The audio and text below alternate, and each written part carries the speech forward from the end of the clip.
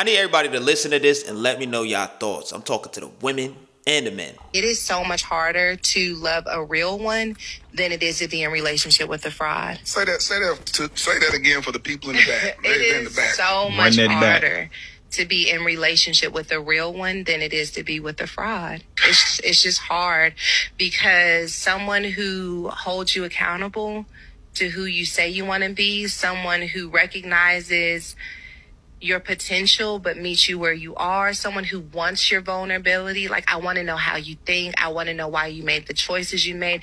It requires a level of intimacy that you never have to do when you're just trying to see if someone's cheating and checking phone messages, and like, you don't. One day, She's spitting. That was a bar. y'all gonna listen to me because I said this same shit. But maybe, hey, it was my tone, right? I tell y'all all the time, these conversations from these women on these apps and these repetitive, redundant circles that we go in about the men that they choose. They're choosing them because it's easier to deal with an ain't That is facts. shit dude than to deal with the guy who has his shit together. What they want is not really what they want. And I'm not saying all women, right? Most women say that they want something respect, a man that they could look up to and respect, but that same guy that they're asking for presents himself in her life, and the first thing they do is call them controlling, toxic, sassy, because he's emotionally intelligent, right? And then that pushes the man away. And it's like, nah, he chooses his peace over being with that particular woman. It happens to women as well. A lot of these women are lazy lovers, and they don't know how to properly be in relationships with men. So it's easier to pick the ain't shit dude that's gonna dog you out, mistreat you, run around in the streets, have you checking your phone, throwing up at night because you done went through his iPad, dogging you out and mistreating you, stealing your debit, because just being a menace to her. Those men. This is the type of love that they grew up around too. This is why you gotta vet the family. Like, vet if you're dealing with a shorty or a man, right? Because this is both sides. That they don't have a good relationship with their friends or family, and they're always having a falling out or something like that. Or you just hear the way that they talk about like women, or they talk about the opposite sex. Like, say if you're dating with a man and you're out with a man, right? And they're like, "Oh man, bitches ain't shit." Or if I'm out with a shorty, it happens a little too often. It's so distasteful. It's distasteful as fuck. Oh yeah, niggas is hate men. Damn, you on a date right now with me. I'm a man. Like, I know it's not directed towards me, but it's like, shit. With the amount of experiences I have, I could say that too, but I don't choose to say that because that's false. That's false. That's crazy to say. You know what I'm saying? So that mindset alone is what, like, you're kind of like self-sabotaging yourself by saying shit like that. Because now I'm already like, okay. You know what I'm saying? And then we just started talking. We're just having dinner, something to eat, grab the meat. I mean, Men are easier to deal with than dealing with a man who has his shit together, who is emotionally, who's everything they get on these apps and talk about. Because those men are gonna hold your feet to the fire. Those men are gonna hold you accountable. Those men get called narcissists. Facts. You know how many times I sat here and I'm like, yo, am I a narcissist, bro?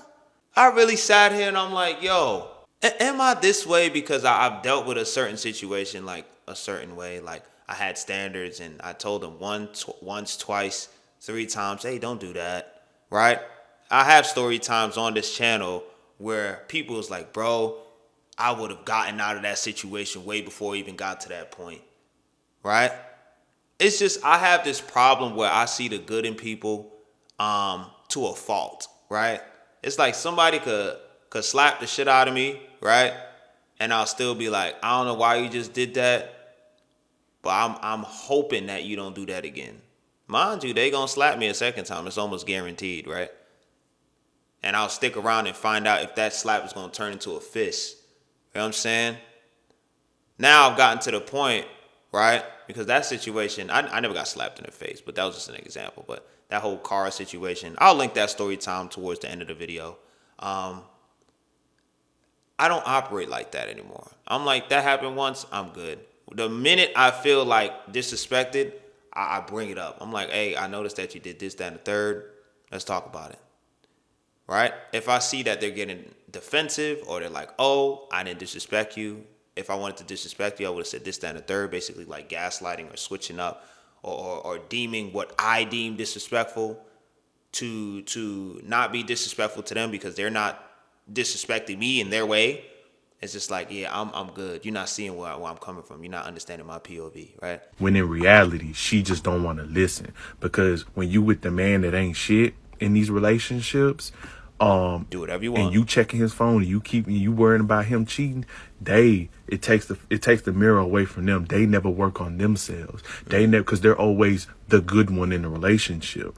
When in reality, they giving bare minimum effort themselves. They're never growing and maturing in the things that matter in relationships because they too busy dealing with dudes who don't require nothing.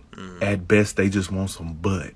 And then when those men meet the men who got their shit together and meet those women where they are and give them an opportunity and a chance, and they're wanting them to grow, they're wanting them to reach their potential. They see that this woman has XYZ qualities. But she never does because that requires work. And that shit is exhausting. I was having a conversation with one of my homies. He was like, bro, you have this problem where you be trying to build up women. And that's why you be getting yourself in situations that you get yourself in, bro. If they show you who they are the first time, believe them. Don't try to change them. And, like, I understand that you see the good in people, but, bro, sometimes it's not your job to, like, sort out their baggage and trauma and this, that, and the third. And I'm like, I hear you, bro. You know how I know I'm not a narcissist, right? It's because when I do break ties with women, it hurts me so bad to the point like it makes me want to stop even talking like dating because it's like, bro, I gotta do this to somebody and then they're gonna be crying. It's not that I'm doing it to them. It's like they've done actions that I don't really agree with, and I'm just like, it's like to a point of like, all right, there's not really much I could do. I gotta cut ties. You know what I'm saying? And then witnessing them crying and just trying to reach out to me, that shit. I do not want to be the person to inflict that type of pain on somebody. But it's like your actions promoted this particular outcome. So now I got to do what I got to do for me. You know what I mean? And I guess that aspect of for me is what makes the opposite person feel like I'm being narcissistic or things like that. But yeah, I've battled with that. You know, I really sat here, Googled like, am I a narcissist? Like, it's shit like that. You feel what I'm saying? But it's like, nah.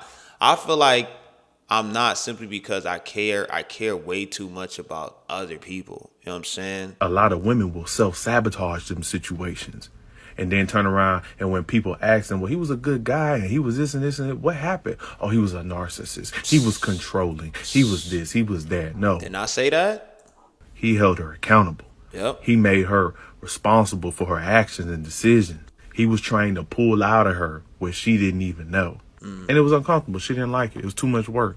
So instead of saying the truth, they'll just call you a narcissist. They would just say that you were just too much. I feel like this word is thrown around so loosely. And it leads to a lot of issues. You know what I'm saying? I feel like we should just be in a part where we should be at a point in life. We see how the world is. We should genuinely be like, yo, how could we come together and, you know what I'm saying, make life easier? That should really be what it is. But we don't live in an ideal world. It's wild. You were controlling.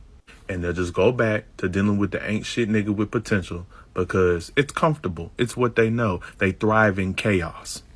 They are comfortable in being in dysfunction. Whereas when you have a man that's going to provide you peace and stability and comfort, you feel that you're chaotic then. Like it has to be something wrong. I'm not comfortable being in this sense of peace. I gotta fuck it up. And then they get on the internet and then we have these conversations. Because when you got a man that's not running around in the streets, you got a man that's not having you up at night worrying about where he at, what he doing, going through his phone, checking his iPad, stalking and running up behind him with his location, then you actually got to deal with what matters in a relationship. Facts. Now you got to answer to him. That's they never had to, some of us never had to look at the relationship and be like, okay, what can I do? What am I doing wrong in a relationship? Like, do I have to develop some relationship skills? Because it's a skill too. Like, being with somebody it requires a lot of patience. You know what I'm saying? It's not an easy thing to do. Especially if you're doing long term. Ooh, Lord. 5, 4, 8 years, a year, even like 6 months is a lot. You know what I'm saying? I feel like nowadays 6 months is like an accomplishment. Low key. You know what I mean? Shit. Making it to the first week is an accomplishment. Word to bro. You got to do something. Now you got to be something. That's a ball, man. All right, let me know y'all thoughts on this particular topic, man. This young man definitely knows what he's talking about. I agree. And this could be applied to both sexes, the women, men, gay, trans. It can be applied to any person. This is a really good video. You know what I'm saying? I'm interested to see what y'all put in the comments. But yeah, like, comment, subscribe. If y'all want me to react to anything particularly, make sure to send it to my Instagram. Link is in the description. And yeah, go suck your blood clot mother. Word to bro.